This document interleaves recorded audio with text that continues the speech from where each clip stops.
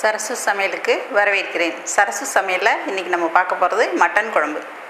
Mutton குழம்பு செய்ய தேவையான பொருட்கள்: மட்டன் 1/2 கிலோ, சின்ன வெங்காயம் 200 கிராம், மிளகாய்த்தூள் தேவைக்கு, கரம் மசாலா தேவைக்கு, மஞ்சத்தூள் தேவைக்கு, பட்டை சோம்பு தாளிக்கு தேவையான அளவு, விளக்கெண்ணெய் வெங்காயம் வதக்குவதற்கு தேவையான அளவு, இஞ்சி பூண்டு பேஸ்ட், கறி மசால் பொடி, உப்பு தேவைக்கு, சின்ன வெங்காயம் தாளிக்க, தக்காளி 1, கருவேப்பிலை சிறிதளவு, மல்லி சிறிதளவு, தாளிக்க தேவையான எண்ணெய், தேங்காய் துருவல். இந்த குழம்புக்கு ஒரு 10 டீஸ்பூன் எடுத்துக்கங்க. இதில் விளக்கெண்ணெய் 2 ஸ்பூன் எடுத்து வச்சுருக்கேன். இந்த மட்டனுக்கு மட்டன் குழம்புக்கு, சிக்கன் குழம்புக்குலாம் விளக்கெண்ணெய் ஊற்றி வெங்காயத்தை வதக்குனா இந்த குழம்பு நல்லா வாசமாக இருக்கும்.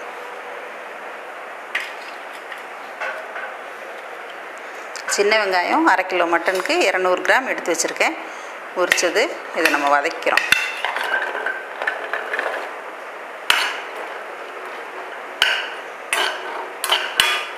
இப்போ இந்த வெங்காயம் வதங்குற டைமில் நான் அடுப்பை கொஞ்சம் குறைச்சி போட்டுட்டு நான் உங்களுக்கு இந்த கறி மசால் பொடிக்கு அளவு சொல்லிடுறேன். இப்போ இந்த கறி மசால் பொடி ஒரு சிலர் மல்லித்தூள் மிளகாத்தூள் தனித்தனியாக வச்சுட்ருப்பாங்க. அப்படி போடுறதுனால போட்டுக்கலாம். இப்போ நம்ம குருமாவுக்கு, மட்டன், சிக்கன், வெஜிடபிள் குருமா எல்லாத்துக்குமே நம்ம இதை யூஸ் பண்ணுற மாதிரி இருந்தால் அரைச்சி வச்சுக்கலாம். மல்லி 1/2 கிலோவுக்கு மிளகாய் 1/4 கிலோ போட்டுக்குங்க. 1/4 கிலோ மிளகாயை நல்லா வெயிலில் காய வச்சு போட்டுக்குங்க. மல்லி 1/2 கிலோ இளம் சூட்டில் வறுத்து எடுத்துக்குங்க. அந்த 1/2 கிலோ மல்லியிலேயே 50 கிராம் ஜீரகம், கூட ஒரு கைப்பிடி அளவு கருவேப்பிலை, ஒரு 4 விரலி மஞ்சள் 1-2 தட்டி அதை கூட போட்டுருங்க. அவ்வளோதான். இது கறி மசால் பொடிக்கான அளவு. இதை நீங்கள் நல்லா வறுத்துட்டு மிளகாயை காய வச்சுட்டு அரைச்சி வச்சுக்கிட்டா இதை நம்ம எல்லாத்துக்கும் யூஸ் பண்ணிக்கலாம்.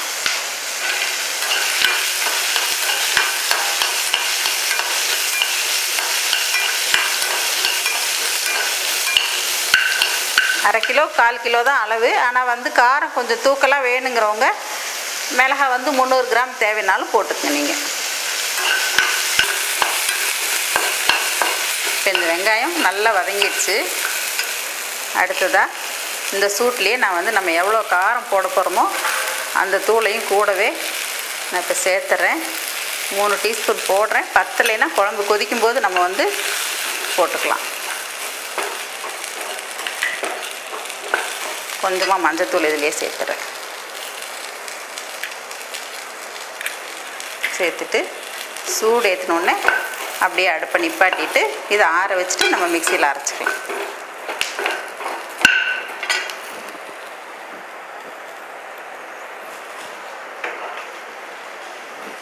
இப்போ நான் மட்டன் குழம்பு குக்கர்லேயே தாளித்து விட போகிறேன். இப்போ இதுக்கு தேவையான ஆயில் விட்டுக்கலாம். மட்டன் சிக்கனுக்கெலாம் கொஞ்சம் ஆயில் அதிகமாக ஊற்றினா தான் நல்லாயிருக்கும். நான் ஒரு 6-7 டீஸ்பூன் அளவுக்கு இப்போ ஊற்றிருக்கேன். இப்போ இந்த எண்ணெய் காயிட்டோம். இப்போ எண்ணெய் காஞ்சிருச்சு. இப்போ பட்டை ஒரு 2-3 சின்ன பீஸு, சோம்பு, கிராம்பு 2 இது மட்டும் போட்டிருக்கேன். நான் பட்டை கிராம்பு தூள் தனியாக வச்சிட்ருக்கனால நான் தாளிக்கிறது கம்மியாக தான் போடுறேன். அது வாயில் படுங்கிறனால ரொம்ப குறைச்ச அளவே போட்டிருக்கேன். பட்டை கிராம்பு தாளித்த உடனே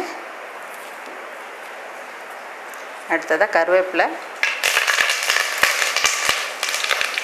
சின்ன வெங்காயம் நீட்ட வாக்கில் நறுக்குனது சின்ன வெங்காயம், தக்காளி 1/2 கிலோ மட்டனுக்கு ஒரே ஒரு தக்காளி எடுத்துருக்கேன்.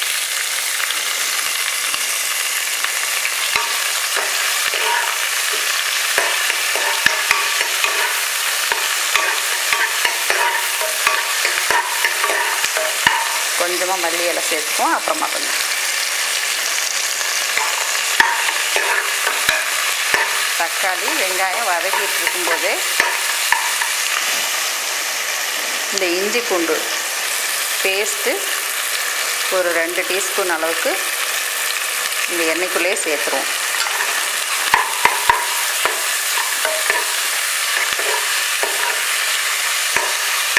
அடுத்ததாக கட் பண்ணி தண்ணியில் அலசி வச்ச மட்டன் இதில் சேர்த்து போகிறோம்.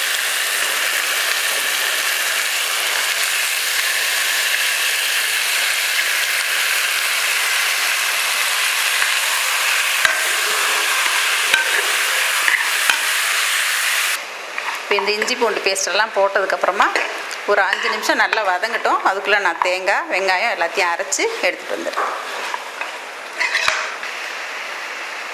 இப்போ இது நல்லா ஒரு 5 நிமிஷம் நல்லா வதங்கிருச்சு. இப்போ நம்ம இந்த அரைச்ச மசாலையும் போட்டு சவுண்டு விட்டு வேக வைக்க போகிறோம்.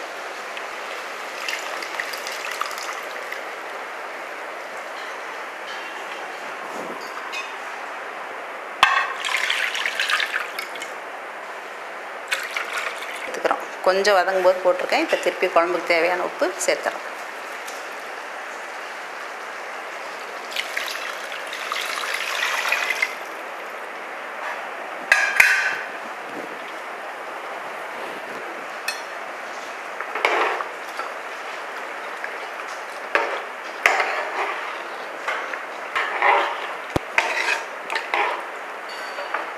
இப்போ இதுக்கு தேவைன்னா உங்களுக்கு காரம் கம்மியாக இருக்கும் அப்படின்னு நினச்சிங்கன்னா கொஞ்சம் மிளகாத்தூள், நான் எப்பயுமே கொஞ்சமாக மிளகாத்தூள் சேர்த்துக்குவேன் இதில்.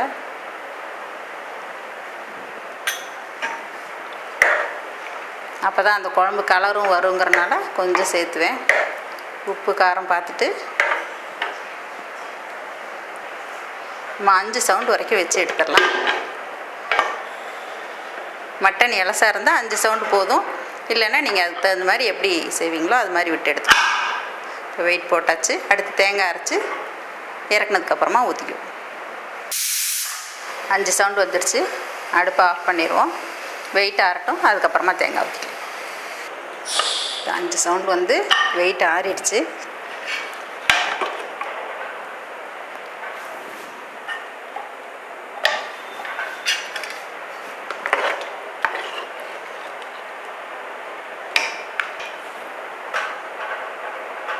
கறி நல்லா வெந்துருச்சு. இப்போ அடுத்ததாக மறுபடியும் அடுப்பை ஆன் பண்ணிவிட்டு தேங்காய் அரைச்சி வச்சதை இதில் சேர்த்து ஒரு கொதி விட்டு இறக்கிடலாம்.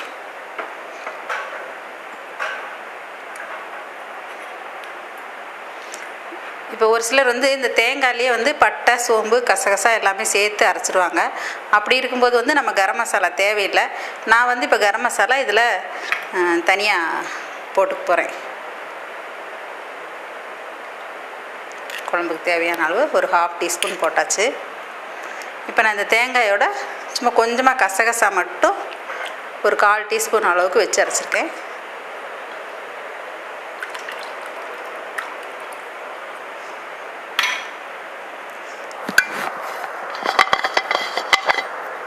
மட்டன் குழம்புக்குலாம் தேங்காய் வந்து கம்மியாக சேர்த்துற வரைக்கும் டேஸ்ட் நல்லாயிருக்கும்.